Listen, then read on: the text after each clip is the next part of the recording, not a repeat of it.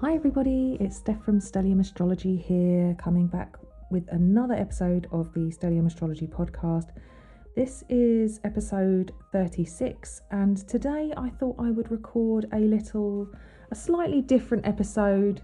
I won't really be looking at interpreting charts or anything in this one, but I thought I would take an opportunity to thank some people and to look at the actual wheel of the zodiac, the horoscope wheel, the chart that you look at, the circular chart that you look at. So I thought I would look at that. But first I just wanted to say thank you very much to the new sign-ups to the podcast. Well, I say they're new, they probably signed up a little while ago, but it's taken me a while to get my act together and cast some charts. So we'll have some more charts to look at.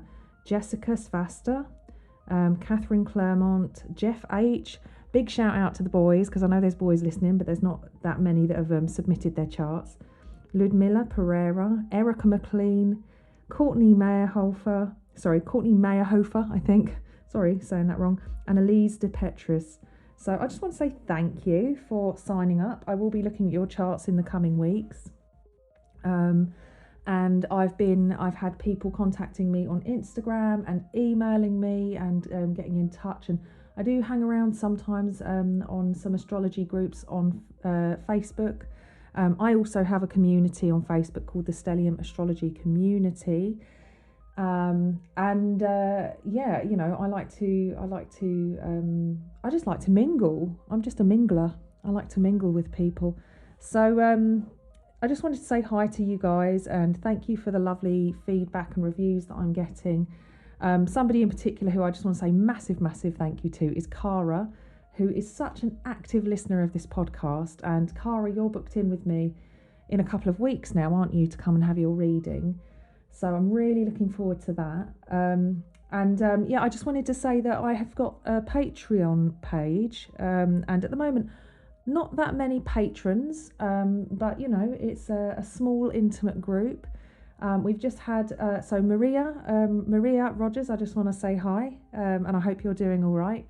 I know that you've had some classes with me, and you've also been you've had some consultations with me as well, and you had a bit of a very challenging year last year. I know we all did, but we all had our own challenges, but Maria, I know, was having a particularly difficult time, and I'm hoping things have improved for you, Maria, and a big thank you for signing up as a Patreon. Cara, as always, thank you for being so active, and thank you for signing up on Patreon, and like I said, I can't wait to speak to you, and actually I want to get in touch with you just to have a little chat with you before your reading as well, because I've decided for my Patreon tiers that not only will you get the benefits that are listed on the different tiers. So for my BFFs, they are getting a new moon interpretation and a monthly overview, and my my VIPs are getting a slightly higher level of video content. It's mostly videos I make, actually. I actually quite like doing the videos. It's a nice change from podcasting, but it's difficult because when I talk, I look all over the place, and when I make videos, I have to remember to look at the camera, which is hard. But yeah, so my VIPs will get a different type of videos going in. They're also going to get full moon interpretations and any additional things. I'm currently thinking about making a lunar gestation cycle video, which I'm going to put exclusively onto Patreon for my VIPs. I'm thinking about I'm having a look to see if I can get my Lilith class on there. I might have to re-record it and do it slightly differently, but I can put my Lilith class on there as well. And just a few other things, other talks that I've done. I'm thinking about redoing the talks for you guys for my Patreons. So I just want to say thanks to Maria and Cara for signing up, and also to Holly, my new Patreon. And I need to get in touch with each of you to let you know about this discount. So I'm going to be doing for my BFFs, I'm going to be offering a 15% discount on any of my readings, and that's unlimited. So as long as you're a Patreon, you're able to claim 15% discount on the readings. And if you are a VIP, you get 25% discount. So Maria, I'll be in touch with you, and Holly, I'll be in touch with you, my higher tier VIPs. And Cara, we are in touch. You're booked in already, but I will contact you and speak to you about that anyway. So just a big thank you to you guys. And I have just been recording a few interviews and stuff, which are going to go on to enhanced podcasts, actually. I had my first interview yesterday, which I'm holding on to for a little while. I've still got some stuff organised for you guys in this podcast, which we're still working through things like the houses, for example, and things like that. So we're going to do that first. And then we're going to move on to the more, like conversations and stuff, because I feel like once we've worked through some of that stuff, it will make more sense to you guys. And also, even if it doesn't make total sense, it's interesting to watch and listen when it comes to chart interpretation, because it helps to pull it all together. So my guest that I spoke to the other day is Fernanda Piva, and she's a great mate of mine from astrology school. We've worked at conferences together. We just clicked very, very easily, and just enjoy each other's company, and just those friendships where you listen to somebody and they're just constantly inspiring these new ideas within you. And I think we do that to each other, so we can never ever just have a quick chat. It's always a long one. So I've recorded a conversation with Fernanda, which was really interesting for the podcast, but I've done an additional bonus section just for my patrons as well, just for my VIPs. So that's what is going on in Patreon, and what I'm kind of building up for you guys. And I think that's kind of it, actually. I don't know if I've got anything else that's exciting to say at the moment. If there are any ideas, if you have any ideas about what would get you signing up to Patreon, and if there's anything that would appeal to you, to hear about on the podcast, I am aware that whenever you sign up to the mailing list and then fill out the podcast application form, I am aware that you do give me little things that you want to talk about or you'd be interested to hear about. And I know that it's not that I'm not going to answer those questions, but I do have like a kind of process of working through stuff first, which is why I'm doing things the way that I'm doing. So I hope you're enjoying the podcast so far. I'm getting a lot of good feedback, and also I've had thousands and thousands and thousands of downloads of the podcast, which is just an absolute dream for me.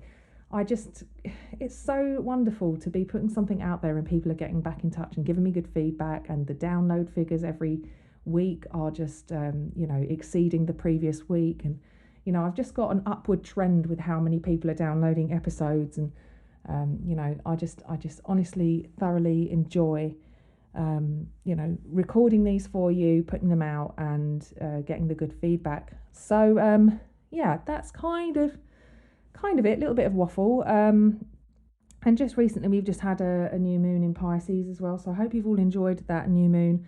I did record a video for it for my patrons, but just touching on that new moon, I have to say, Pisces season for me is just pure chaos. I am so, everything just feels so chaotic at the moment.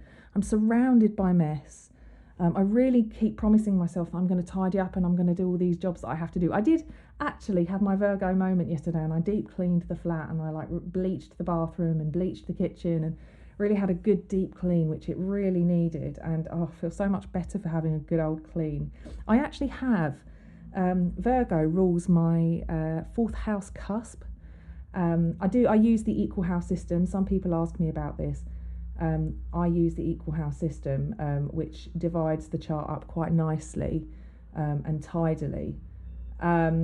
So obviously, I've got a van outside. Can you hear that? It's a little bit gone. I don't know if you guys play GTA, Grand Theft Auto, but whenever I see giant vans, I always think about the fact that if I was playing a computer game right now, that'd be me in that big van driving around, crashing into all the parked cars. Once upon a time I would have painstakingly spent ages trying to edit that out, but unfortunately, I just don't have the time. So unless there's something glaringly awful that's in the podcast that I have to edit, I don't spend too long fiddling around like I used to. But what I was saying was, I have Virgo on my fourth house cusp by equal, and my chart ruler, because I have a Gemini ascendant, is Mercury. So I never really kind of realised the importance of the fourth house for myself, because my chart ruler, Mercury, is rules that house and also my first house. So it's kind of an important part of my chart that I'd never realised. And I didn't know, like I always used to moan about my mum being such a Virgo and so critical and such a micromanager at home and all of this. And it was only sort of like when I really moved out that I realised, I'm really Virgo at home. Is there a sign of the zodiac that you kind of don't like? Or that you kind of just, you think, it's not that I don't like Virgo, by the way. It's just that because I know, I kind of like see how my mum is, and I kind of think, I don't really want to be like, so obsessively cleaning everything and, having everything has its place and all that kind of thing. But I didn't realise that's exactly what I'm like because I have Virgo on my fourth house cusp. So is there a part of your chart that you're, or a sign that you're not so keen on, the traits you don't particularly like, but actually if you look at that area of your chart that the sign is sitting on the cusp of, that you actually think, actually that area of my life is actually, I am a bit Sagittarian in that area, or I am a little bit more Aries in that area. It'd be quite interesting to know. So another one that's quite funny is I always used to say I didn't really like Sagittarius. This is like when you don't know much about astrology and you say these things. Because the whole chart is us, basically. We have, and I'm going into this in the next series of episodes. I'm going into the houses. So, maybe I'm a little bit preemptive when I say this, and I should probably think about covering the subject before I get you involved with it all. But actually, when you look at the natal chart, it is a wheel, a circle. If you're looking at the charts that we use these days, I know there are different charts. I think Vedic charts that are square that are so confusing. I know so many Vedic astrologers that will be like, it's not hard, but for me, I'm just trained to look at a round chart. So you have a circular, a wheel. And the wheel is divided, so you've got a cross, so think of like a hot cross bun or a compass, and that's your main axis. So it's almost like the structure that's holding the wheel in place, which gives you 4 quarters of the wheel, of the circle. So the horizontal line that goes from left to right is the horizon, literally the horizon, and then you've got a sort of a spoke, I suppose, that goes from top to bottom, and depending on which house system you use, that can be the midheaven and the IC. Now the midheaven or MC is the medium celli, and the IC is the imum celli, and those are Latin words, and they kind of mean I think midheaven means top of the heavens essentially, and the IC is the bottom of the heavens, the imum celli. It kind of looks like it's spelt Coeli, Coeli, I think, but it's, as far as I'm aware, pronounced celli. So you've got that kind of wheel, and it's crossed off like a hot cross bun. Now, to get the rest of the houses, you then have to make further divisions. Now let's move into a food analogy. So go from like a small hot cross bun. Let's go big. Let's go bigger. Let's go for a pizza.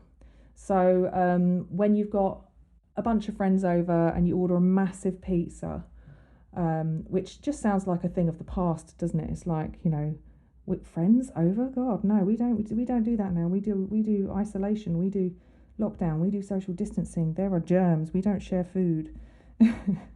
Buffet? What's a buffet? Yes, we used to put food out on a table and everybody would just take bits of the food and lean over and breathe and cough and sniffle all over the food. I've never really been a fan of buffets actually, because of that reason, that fourth house Virgo kind of germ phobe type thing that I've got going on. I can partially blame my Virgo fourth house cusp, and I can also partially blame my Scorpio moon for that germ phobia, I reckon. It's not terrible germ phobia, but it's not great.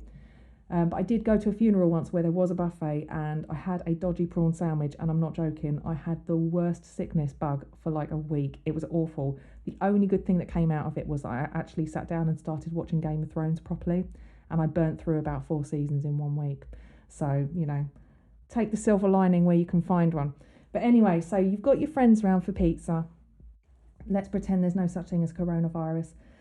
And you cut the pizza up as equally as you can into 12 slices. That is your horoscope wheel. Now, I'm hoping that you're a perfectionist and you've cut up your slices perfectly. You can either do them in equal sections, or if you're somebody who's using a different style house system and you go for Placidus or Regiomontanus or Koch or various house systems, all the house cusps are calculated differently. Now, I can't tell you why for every single one of them because I am not an expert on different house systems. There are books out there that can talk to you about these things. And I have a pile of books in front of me that I am going to recommend to you. Some of them I've recommended before, possibly some of them I haven't. So I will tell you in a minute what you can look at. And also, I know there's a great article on astro.com. But yes, actually, with the pizza analogy, let's say we just cut it into 12 equal slices. You can look at that as your kind of horoscope wheel. That's kind of what it looks like. And then you can say having toppings is like having your planets. So if you're somebody who's got a stellium, and let's say you've got Mars in your stellium, and maybe you've got it in a fire sign, then let's say you've got an Aries stellium with Mars in it, and it's in the first house. Then we'd start at the horizon. So the horizon is the line from left and right, the one that I told you before, where the horizon actually sits. So you go from the left side of the pizza, which, just to confuse you, if you were looking at a compass, that would be considered to be the western side of the compass. However, in astrology, that side of the pizza, the left-hand side of the pizza, is considered the eastern side. Just to be confusing. So the ascendant and descendant, the horizon goes from east to west. So the eastern side is the ascendant, and if you were looking at a clock, that would be the 9 o'clock position. Let's say let's put some Mars in there. So we have a really spicy topping, like a jalapeno or something. Depends. Sometimes you can get really spicy jalapenos. Maybe you want to go for something a bit spicier. Maybe tonight, after everybody's listened to this episode, we're all going to order pizza. I have a feeling this is going to happen because I'm that kind of person. I usually do this. Don't tell my boyfriend. But usually in the morning, I'll be like, oh, what are we going to have for dinner? And he'll suggest something and I go, oh, I just really fancy pizza. And then that will be stuck in his head all day. And then when I get home, he'll go, do you want to get a pizza tonight? That's a little trick if you've never tried it. I was surprised. I told a few people the other day and they were like, I've never done that to someone before. I'm going to do that. If you want somebody to buy you dinner, just sow the seed early and just drop a little hint and then leave it. So maybe it just works because he's a Taurus rising and he loves his food. But anyway, so yeah, we've got a spicy pepper in the first house, and then maybe like Neptune's in that stellium. You might have a little bit of a bit of fish or something. What's it called? That one that I really don't like. Begins with an A. Anchovy. Okay, like a spicy thing and then an anchovy. And a few different toppings, so kind of like to correspond with the planets. I don't know what you'd have for Jupiter. But yeah, so say you've got a stellium and you've got about 5 planets in your stellium. There's 5 toppings, literally 5 toppings sitting in that first slice of pizza. And then you've got some other toppings scattered about as well. So there's, a few more toppings on different slices of pizza.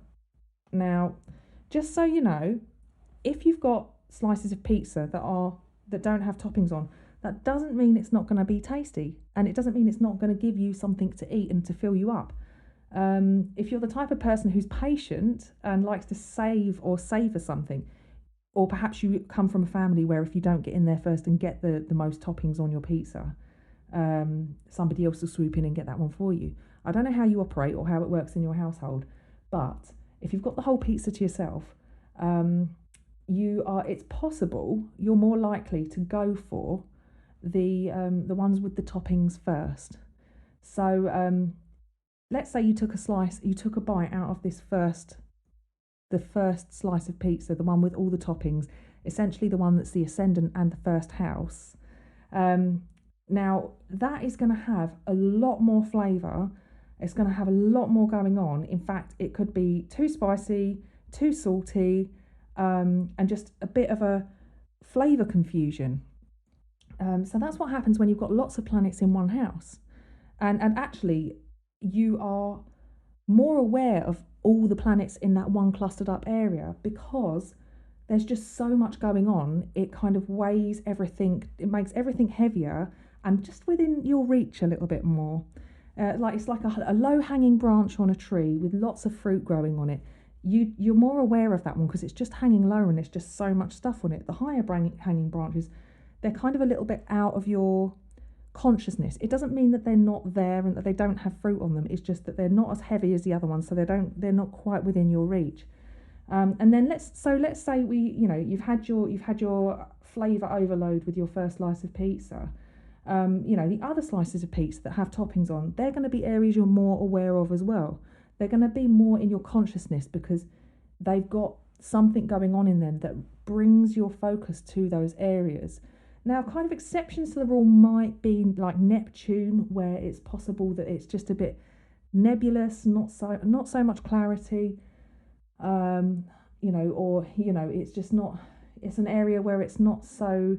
There's more of an intuitive connection than a conscious connection, or it might be that Saturn is an area where you avoid because of you don't have the confidence, you don't think that you're experienced enough, you don't know whether you can really speak as an authority in that area of life. Wherever we have Saturn, it can be where we have to face our fears and progress, but it can be difficult to find the confidence to do that. So there are some exceptions, and each planet has its own kind of feeling in different houses, and it has its own role to play. It's and Chiron, like the asteroid Chiron, that can be another area where it's a bit difficult. We feel a little bit daunted, approaching or getting involved with something. So, these different toppings on your pizzas, these places where we have planets are going to be kind of a bit more. It's almost like the energy is more accessible to us, or it's just that area of the life is just a bit more conscious, or we're able to access that more quickly. It operates more quickly. The areas that don't have planets are still there. We still have that. It's an all-encompassing thing, the horoscope. So here's me when I was younger going, I don't really like Sagittarius at all. And, when I joined the LSA and I said, I'm not really keen on Sagittarius. So I've got Jupiter, Uranus, and my descendant and Neptune all in Sagittarius. So I've got a bunch of planets all sitting there in Sag. They're not all in a tight conjunction, but there is 3 planets there. I guess you would call it a stellium. No personal planets, but Jupiter's there. I kind of projected. That's the area of the descendant. Opposite to the ascendant is the area where we project things. So I often thought that the traits of Sagittarius was something that I just didn't relate to. Turns out what I'm doing is looking for those traits in other people because that is part of the whole that completes me. Now, I'm not saying that if I meet every Sagittarius I meet completes me, but you learn things through your descendant which help you to become more of the person that you are. You kind of learn experience through these people. And the aspects of personality that you don't really integrate, that you do project, the things that you're not so keen on, it essentially that can be part of the descendant as well. It's parts of the part of you that you don't identify with, whereas the ascendant is really part of your identity. But without going too in depth just about those points at the moment, because I will talk about that in the next show. it's easy to think that there's areas of our life, areas of, our chart that we don't have access to. They don't make any sense to us. We don't really relate to them. And it can be that we don't have any planets there, so that we don't necessarily, that they're not as vying for our attention as perhaps the ones that have got lots of planets in, or even just a single planet. Some of you may have splash charts, which are like charts where the planets are dotted about. You've got clusters. My chart is what do we call it? Do we call it a bundle? I think my chart's a bundle. I think it's contained, all the planets contained within 4 houses. I think it's 4 houses. So yeah, it's considered a bundle. But then you've got like clusters, bundles. You've got one-sided, you've got buckets. Like, there's lots of different chart shapes, and a great book to look at. I'm pretty sure they've got this in the Astrology for Dummies book, which I recommended. I think it's by Ray Orion. I think they talk about chart shapes in that. I don't really look too much at chart shapes. I think you do sort of pick that stuff up as you go along, and there is a lot to go for with those chart shapes. I like the aspect patterns that the planets make, because that sometimes looks like something, and then you can get into the symbolism of that or the visuals of that. But for me, I think that what's more interesting is noticing where you've got a heavy emphasis of planets, because that can be it's a definite sign of where you're going to be more focused, and what is going to be more of a theme in your life, what's going on for you.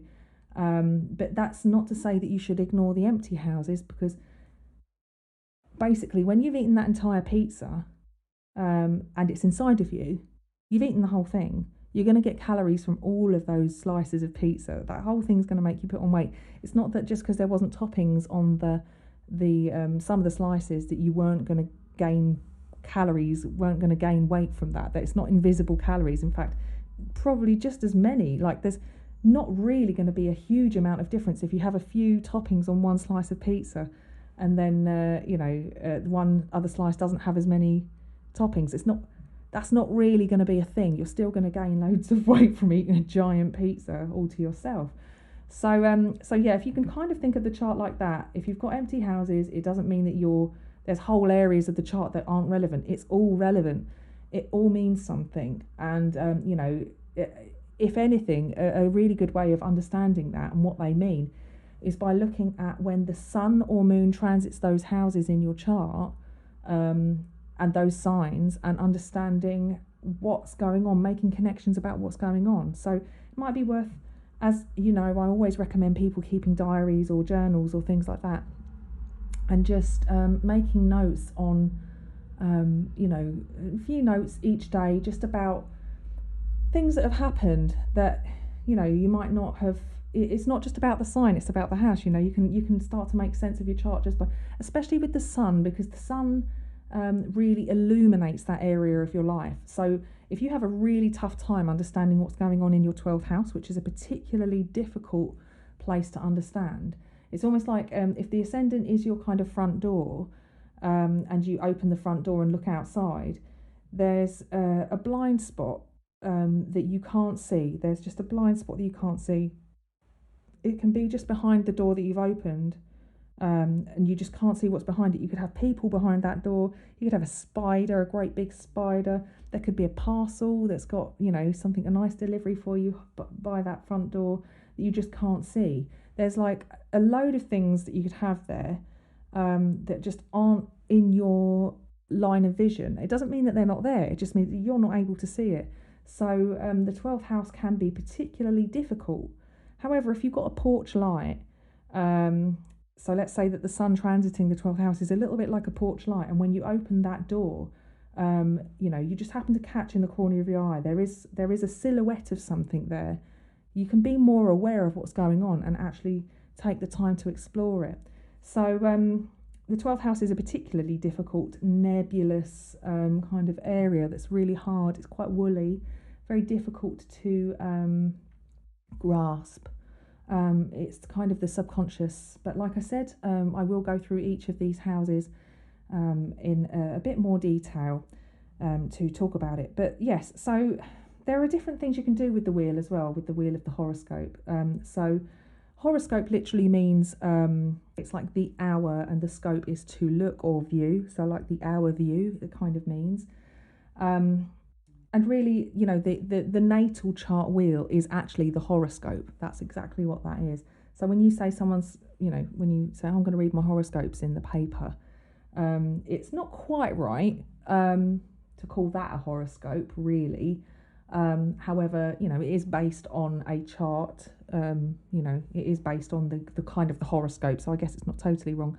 But you can have the horoscope divided up. So you have, like I said before, if you've got the ascendant to descendant, so 9 p.m. on the clock to 9 o'clock on the clock to 3 o'clock on the clock, or if you're just drawing from, you know, east to west, left to right, that one line, that is your horizon. So above the horizon is where we have our daylight, and below the horizon is where we have our, you know, it's more where everything descends into darkness. So when the sun moves over the eastern horizon and sort of traverses our sky and then ends up setting at the descendant point, that's where we have our daytime. And then when the sun goes underneath the descendant and keeps moving around and then comes back up to the ascendant again, we will have had our nighttime. So that is where we have diurnal planets, planets above the horizon, or nocturnal planets which are below the horizon. And these diurnal and nocturnal placements can indicate conscious awareness of planets, or even not just even in our own personal charts, but when you meet somebody who has a lot of diurnal planets, you kind of are able to connect with those planetary placements and see them being played out in their personality in a more public way. However, the diurnal planets are often much more private, and it's not like that person necessarily is attempting to be more private, but it's just that those things aren't really what you see. So almost diurnal can be what you see is what you get, and nocturnal can be kind of, you know, there's a little bit more to this person than meets the eye. And then, you know, you can divide the chart up again. So you can divide, so you've still got your ascendant and descendant line, and then you've got your MC and IC. So the MC is also known as a meridional point. So almost like the meridian, the meridional point. And the IC is known as the midnight point.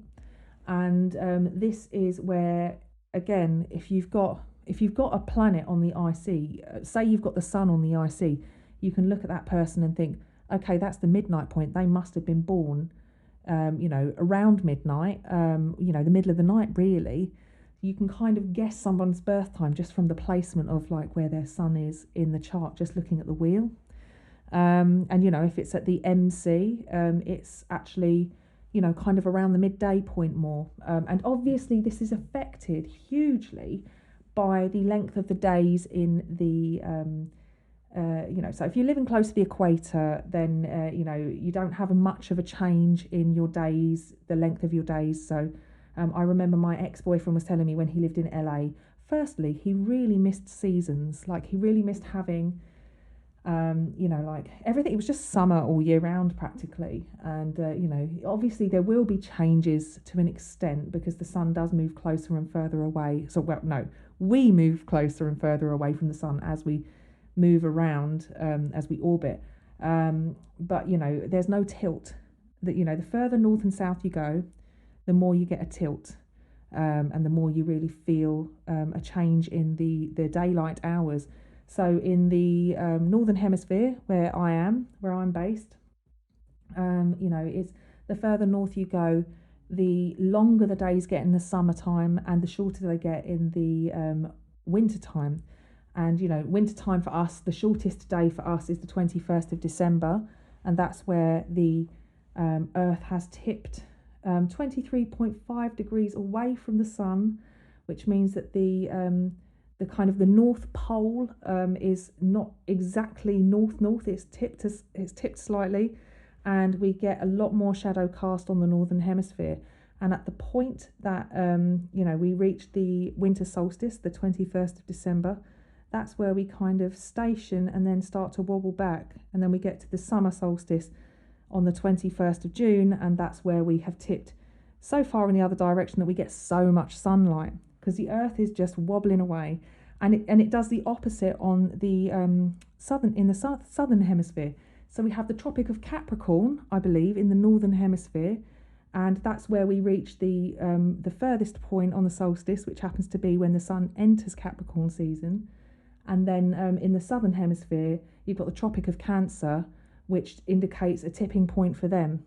So it's a really interesting thing. If you happen to have a globe or a map or something, and you look above and below the equator, there are two lines, the tropics, and that's the Tropic of Capricorn and the Tropic of Cancer. And that should indicate to you quite how much the Earth wobbles as it moves around in its orbit around the sun. So this affects the houses, because if the sun is setting at so in the winter time, I think in the UK it gets in the winter usually it takes and now I'm going to just like be pulling numbers out of thin air, but just as an example, in the winter time usually the sun doesn't rise until about probably, and we change our clocks as well just to confuse things, but you know, we don't really get sunrise until about sort of like 8:30, 9 in the morning, and in the evenings we'd be getting the sun setting at about 4 o'clock sometimes. You know, you'd be sitting at work and it'd be dark when you get there and it'd be dark when you leave, and that's quite depressing. So if you can imagine the daylight hours above the horizon, the houses, if you're using a non-equal house system, it would really vastly affect where the midheaven was, where the midpoint of the day was for the sun. You know, the nighttime hours would be much longer. And that affects the midheaven, the MC-IC axis, which moves around a lot if you're using like equal house system. But like I said, it's a very confusing thing. And lots of astrologers, when they get into astrology, they don't know what it's all about, and it's something that we're all encouraged to explore individually. But I will put a link to the article from astro.com, which is a really good explanation of what each of the houses are, and I would strongly urge you to have a play around and have a look at the different houses. On the flip side, in the summertime, you know, it gets really sunny and bright, probably about like 4:30 in the morning in the UK. The sun starts to rise, and then sets at about 10 o'clock, 10:30 at night. So, you know, speaking as somebody who's done a lot of camping in the summertime, you don't get much sleep in the summer when you go camping, because you really only have a few hours of darkness. So it's a very erratic, I say erratic because we can predict it, but it's just, you know, there's a constant wobble, which gives us our summer and our winter and our seasons in the northern and southern hemispheres. But like I said, closer to the equator you're less likely to get such dramatic seasons. The houses will be divided up differently depending on the system that you use. That's a very visual thing that I've tried to describe to you. Hopefully you've followed, and I do apologise if it's been a bit confusing and you struggled to follow that. It might be, and if it is a difficult one to follow, do let me know if you'd like me to do a little a webinar or something just to show you, just to explain that, just so you can see. But you can go on astro.com and there is an option for you to look at the different house systems. I wonder if I can just have a look at it now, because I have got astro.com open. Actually, I've got Astro Wiki open, so let's do astro.com. And it's going to ask me to log in. I'm already logged in, that's handy. And if you go to extended chart selection, then you've got the chart type, the chart drawing style, and I'm sure there is, there you go, options for zodiac and houses. Now I've got mine set up as default for equal house. So that's you press a little button, a little plus button, and it says options for zodiac and houses.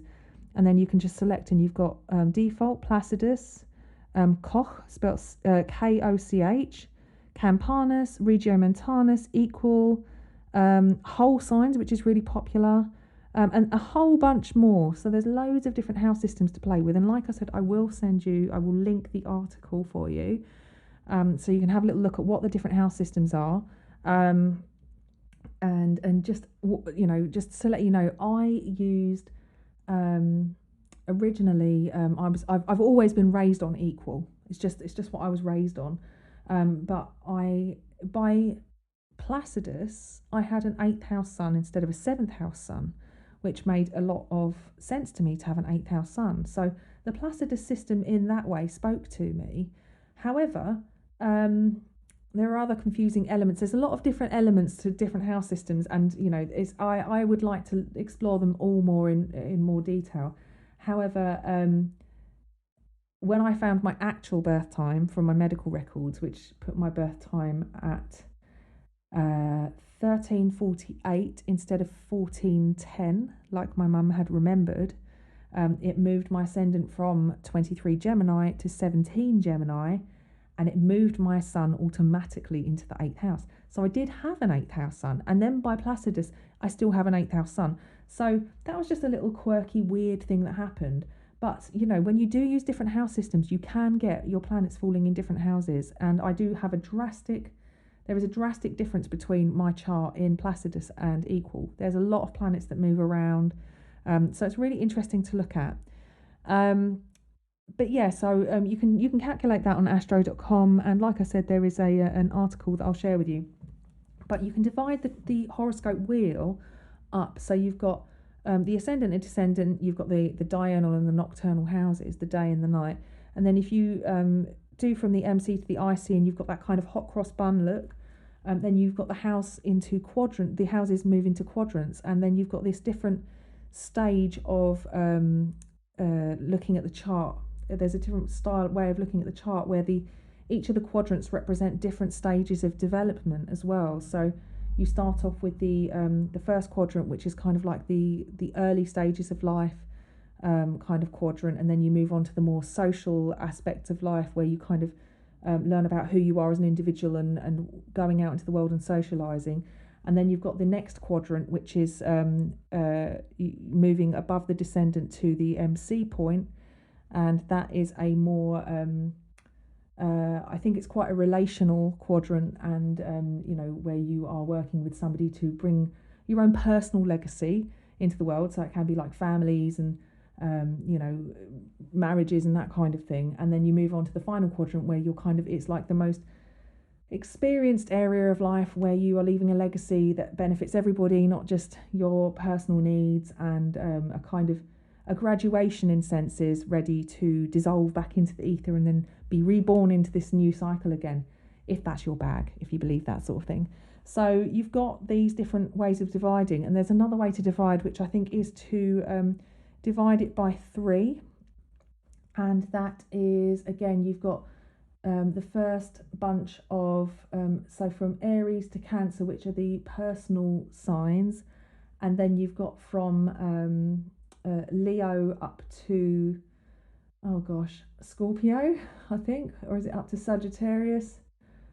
Actually, I think it's up to Scorpio, I think. So the next 4, and that is your more social signs, and then you go from Sagittarius to Pisces, and that's your more transpersonal kind of universal signs. So the personal signs are much more self-focused and building on themselves in a sense, and then you've got the social signs, which is about integrating with other people and socializing and working together in order to not necessarily like specifically work on projects and stuff, but that's just their kind of way of operating. And then you have this transpersonal universal signs, which are kind of much more experienced in, it's almost like as you get to those certain signs, there's a sense of having experienced the previous ones. So when you get to the final 4, they're kind of much more concerned with bigger picture stuff and universal ideas, and like I said, that kind of, there's a sense of transpersonal about them. They are not so much focused on the personal, it's more collective ideas and stuff. So there's lots of different ways of looking at the houses, and there's so many books that can explain these things in a far better way than I probably have. I'm amazed that I've managed to waffle for this long so far already. One of the books that I think is fantastic, and I'm constantly recommending it, is Keywords for Astrology by Heijo Banzaf and Anna Habler. And this book is so good on so many levels. I would recommend looking on what page is this? This is just in the introduction, actually. They've got organisation and levels of meaning in the horoscope, which explains dividing up the chart, and it also talks about the different aspects. and different things like that. And as you move through, it's a proper cookbook, a sort of astrology dictionary in a sense. But it's really fantastic, and it even goes into, I think I've talked about it before, on page 266 and 267, you've got the characters being the planets, the tribes being the zodiac signs, and then you've got kind of where they're based, which is the houses. So, for example, I was looking at Meghan Markle's chart yesterday. The sun in Leo, and she has that in her first house. So it says here, for the sun, you would look at the character being the king, the hero, the father, or the chief. In Leo, it would be bosses, the greatest, luxurious, pashas, and stars.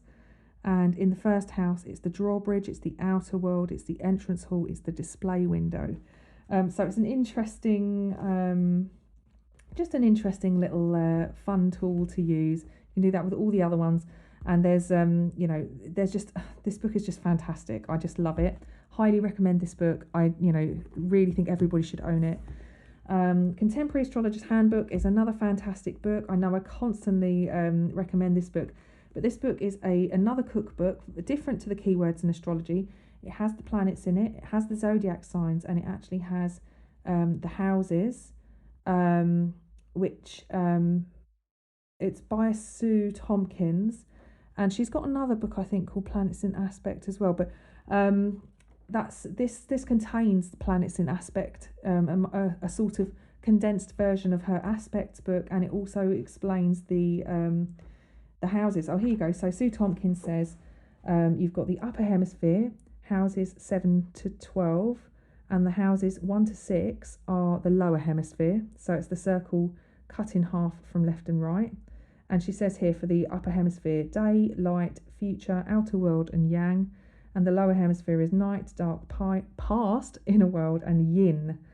And then if you cut it into the quarters like the hot cross bun, like I said, the first house, which is houses 1 to 3, which takes you down to the ascendant to the IC, the bottom bit, is child. And then the second section from the IC to the descendant is youth. So that's the bottom part of the chart. And then as you go above the horizon from the descendant up to the MC, you have adult. And then you have maturity from the MC back to the ascendant. So it's this graduation process, this kind of psychological growth and evolutionary process as well. So another really fantastic book to look at. And that kind of goes into all the houses, and then it tells you about individual planets in houses. It's a fantastic book, and it was the first book that we were given when we joined the LSA. Now here's a couple more books that I'm going to recommend, just because we're going to get into the houses. And this is a book by an author who is a really very highly respected author in astrology. His name is Howard Susportus, and he's written a number of books. I've got so many little page markers in this one. But yes, say you've got Sun. I think there's lots of different ways to look at this book. And this was the book that I kept reading over and over again when I had my son in different house systems, depending on the different. So like with my equal house sun being in the 7th, and then my Placidus sun being in the 8th. So I've got lots of bookmarks kind of marking out these different areas. But it's really interesting to read. And it really explains an awful lot more about the houses. There's so many different levels and so many different areas that you just have to explore for yourself, basically. So here we go, grouping the houses. He's done one with the different quadrants: self-development, self-expression, self-expansion, self-transcendence. And we've also got the personal houses and the collective houses, the diurnal houses being collective, the nocturnal being personal. So yeah, I know that you're gonna. This is one of the ones that I would say is an essential textbook for astrology students. This 12 houses book is really a must-have. I've got a second-hand copy. In fact, when you open it, half of the book falls out because it's just not stuck to the spine anymore. but yeah, so that's that one. And I do have another planets in houses book, but it's slightly more, I think it looks a little bit more in depth, but actually a bit more complex to understand when you first look at it. It gives you different, without going into too much detail, and I've got a second-hand book which has been underlined by other people, which I really love that when you get somebody else's book and think, oh, they saw value in this. They've got something here, so they've got sun in the 7th, moon in the 10th, and tells you what kind of feeling you'd get from that. So where's my sun? Sun in the 8th house, sun in the 8th, and moon in the 5th. So let's have a quick look at finding that page. So it's really quite an in-depth book. And this one's called Planets in Houses by Robert Pelletier. Robert Pelletier, Pelletier. And it looks just like the one I recommended, the Rob Handbook. It's the same publisher, I think. Anyway, it looks like it's it's very similar style of book, and it's another kind of cookbooky style book, all about the houses. So yeah, those are the kind of recommendations I've got for you. And that was a long waffly show, just talking about kind of like the different ways to divide up the horoscope, and kind of why the house systems are so confusing. I hope I get this quote right. I know Frank Clifford says, I think his quote is, "With good knowledge and a good vocabulary, all roads can lead to Rome." And that means basically, as far as astrology is concerned, if you are able to articulate what you're trying to say, you understand the chart and the subtle nuances, and you are able to analyze the chart, in a way that makes sense, if nothing else, to your client or to yourself, if you're not looking for clients and you're just quite happy being an astrologer for astrology's sake, then it shouldn't matter which house system you use, because it's just another way of finding your way there. I suppose I'll end on this analogy because it makes a lot of sense to me as somebody who uses computers. But it's a little bit like having a Word document open and someone saying, can you save that document for me, please? Now, one person might go to the file menu and it drops down and you can select save or save as. And another person might press CTRL-S to save. So there's two different ways of doing it, but it does the same thing. In the same way that you might be, on an Excel document or something, and you want to, select a certain amount of cells. Somebody might click on the mouse and click the cell and drag and select it, and then release it, and you've got all the cells that you want selected. Whereas another person might purely use the keyboard and use the up and down keys, and then select that one key and then keep their finger pressed on the button so that it keeps selecting all the other cells. It doesn't mean that you're doing it wrong if you do it one way or the other. It just means that it's the way that works the best for you.